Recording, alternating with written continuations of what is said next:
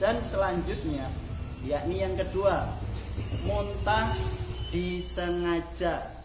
Tiba-tiba kalian pada saat bermain sepak bola enak-enaknya nendang bola, dan pada saat itu kalian sudah punya niatan, saya tak muntah, biar puasa saya tidak dilanjutkan, saya bisa makan. Kalau sudah punya niat seperti itu, maka tidak boleh dilakukan, dan pasti puasa kalian akan batal. Yang ketiga, yakni adalah datang bulan atau haid bagi seorang wanita. Orang wanita yang sudah mencapai dewasa itu pasti akan keluar haid.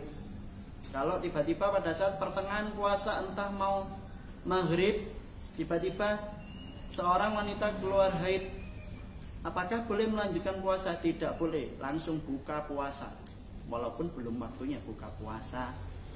Karena darah haid termasuk hal-hal yang membatalkan batalnya puasa. Tidak hanya darah haid, darah nifas, yaitu darah orang yang setelah melahirkan, itu juga membatalkan puasa. Yang keempat, hilang akal, gila walaupun sebentar.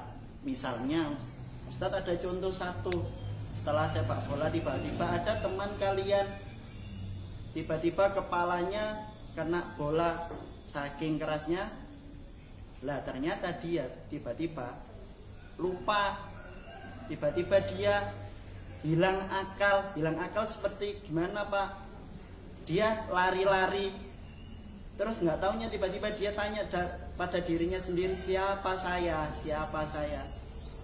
Tiba-tiba temannya langsung khawatir, ini anak kok tiba-tiba lupa, padahal tadi tahu namanya. Nah sekarang ternyata dia lupa. Akhirnya salah satu temannya mengasihkan minumnya, berarti dia tidak boleh berpuasa, karena pada saat itu dia hilang akal walaupun sementara. Dan yang terakhir, yakni hal yang membatalkan puasa ini, yakni adalah murtad. Apa sih yang artinya murtad itu? Murtad adalah orang yang keluar dari agama Islam. Dan selanjutnya saya akan menjelaskan tentang hal-hal yang merusak pahala puasa. Apa sih yang bisa merusak pahalanya puasa itu? Perbuatan apa yang harus kita jauhi? Perbuatan apa yang harus kita hindari agar kita mendapat pahala puasanya dengan full tanpa terkurangi sedikit pun? Yaitu salah satunya adalah berdusta. Kalau kalian pada saat berpuasa kalian bohong kepada kedua orang tuanya, kepada orang lain, kepada sanak saudara, maka puasa kalian akan batal. Dan selanjutnya, menghina. Tidak ada apa-apa, kalian tiba-tiba menghina, anak itu loh nakal, anak itu loh sudah menyakiti hati saya, padahal anak itu tidak melakukan apa-apa. Sama dengan juga memfitnah. Itu adalah hal-hal yang bisa merusak pahalanya puasa. Apalagi yang penting ini, selama kita berpuasa tidak boleh berbicara kotor, karena puasa kita ditujukan untuk mengharapkan ridho Allah Subhanahu wa ta'ala dan mengharapkan pahala agar kita termasuk menjadi hamba Allah yang bertakwa. Oleh karena itu adalah hal-hal yang bisa merusak puasa kalian. Maka jangan dilakukan dan harus dijauhi. Oke? Dan selanjutnya, hal-hal apa lagi sih yang kita lakukan selama kita berpuasa? Kalau sarannya Pak Ustadz, itu kalian juga harus memperbanyak ibadah. Ibadahnya berupa apa Ustadz? Salah satunya ini adalah sholat taraweh berjamaah di malam hari setelah sholat isya. Ya, kenapa harus sholat taraweh? Karena ini adalah termasuk dari rangkaian dari ibadah puasa. Maka setelah kita seharian penuh puasa, kita akan melaksanakan yang namanya sholat tarawih. dengan kondisi kita yang seperti ini di tengah pandemik COVID Corona ini, maka kita bisa melakukan sholat tarawih di rumah masing-masing. Lah kenapa? Padahal kan kita disuruh berjamaah. Karena memang ini adalah himbauan dari pusat atau pengurus besar Nahdlatul Ulama. Itu kita melakukan sholat tarawih bisa di rumah, karena kita bertujuan untuk menghindari dari segala penyakit yang salah satunya yang menyerang kita pada negara kita ini, yakni COVID-19. Dengan menjaga jarak, makanya kita disuruh oleh pengurus besar Nahdlatul Ulama untuk sholat di rumah masing-masing agar tidak tersebar virus COVID-19. Dan perlu diketahui, sholat tarawih itu untuk kaum Nahdlatul Ulama itu jumlahnya adalah 20 rakaat, ya, 20 rakaat, dan ditambah dengan 3 sholat witir. Itu adalah salah satu rangkaian ibadah yang harus kita lakukan di bulan suci Ramadan ini. Yang kedua, yakni tadarus Al-Quran.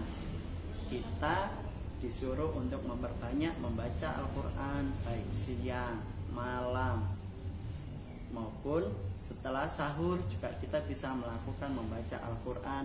Dan umumnya di daerah kita ini melakukan tadarus Al-Quran biasanya untuk yang laki-laki biasanya setelah sholat tarawih, dan untuk yang perempuan biasanya pagi hari setelah subuh sampai jam 9. Dan selanjutnya yakni yang ketiga, memperbanyak sedekah.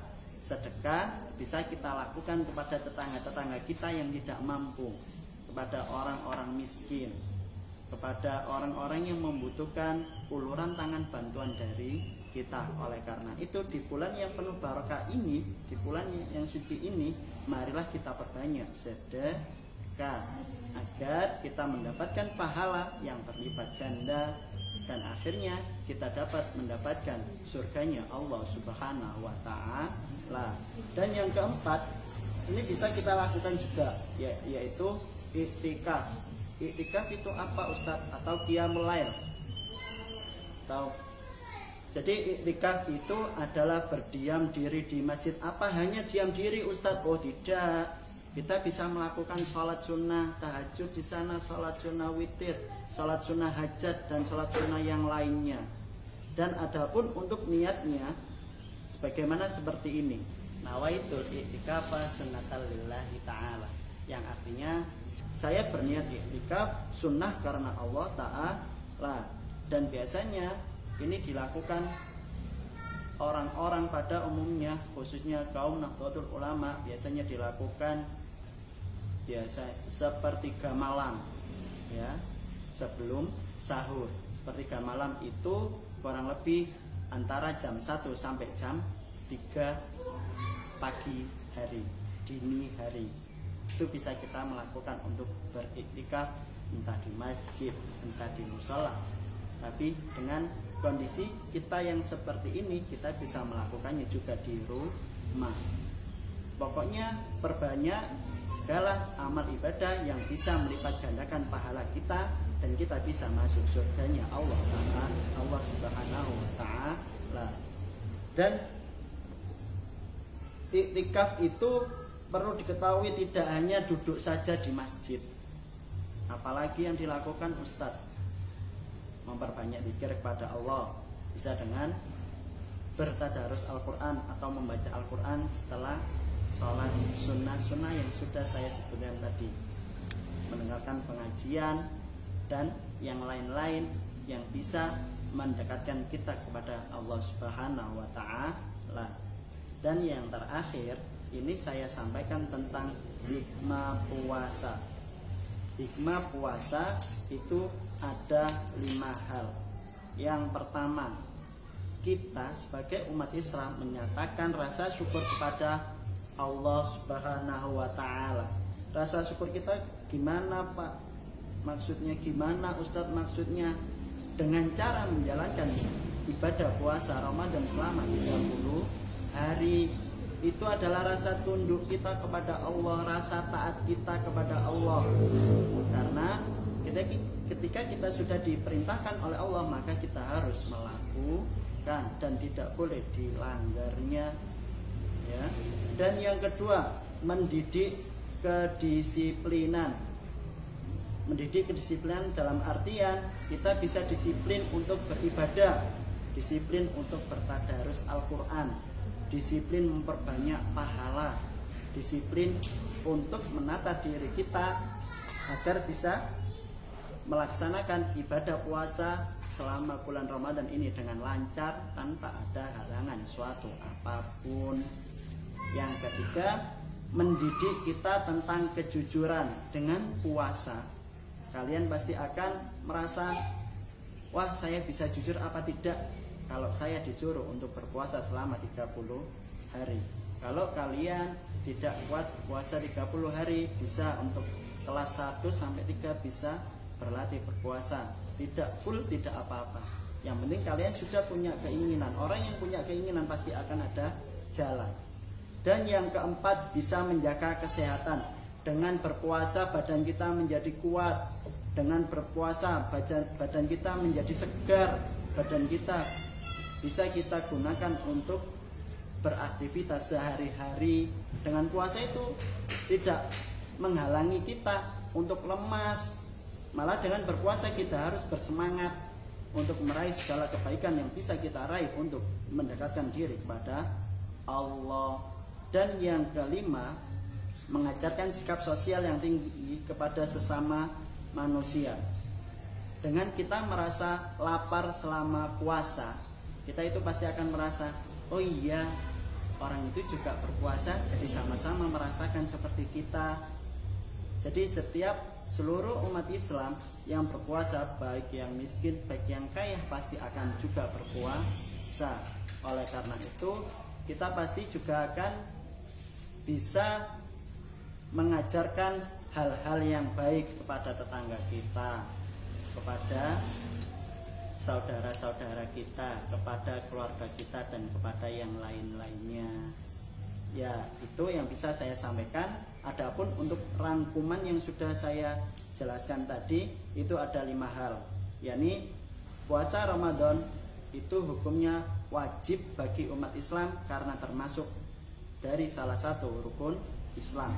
Yang kedua, puasa diwajibkan bagi umat Islam yang sudah balik, berakal, kuat berpuasa, dan tidak sedang haid atau nifas. Yang ketiga, rukun puasa ada 2, yaitu niat di malam hari dan menahan makan minum dan segala hal yang membatalkan puasa sejak terbit fajar hingga matahari terbenam. Yang keempat, hal-hal yang membatalkan puasa adalah makan dan minum, muntah dengan sengaja, keluar darah atau haid, nifas, gila, dan murtad. Dan yang terakhir, ibadah yang dianjurkan ketika bulan puasa, yakni ibadah sholat tarawih berjamaah, ya. Yang kedua, tadarus Al-Quran. Yang ketiga, bersedekah. Dan yang terakhir adalah i'tikaf. Sebelum saya selesaikan, ini ada 2 soal dan kalian harus menjawabnya. Soal yang pertama, pada surat apa kita diwajibkan untuk berpuasa? Disebutkan ayat dan suratnya. Yang kedua, soal dari saya, apakah yang disebut dengan mumayyiz? Ya, sekali lagi, apakah yang disebut dengan mumayyiz? Itu yang bisa saya sampaikan kepada anak-anakku sekalian. Kurang lebihnya saya mohon maaf. Billahi wa taufiq wal hidayah wa ridha wal inayah. Wassalamualaikum warahmatullahi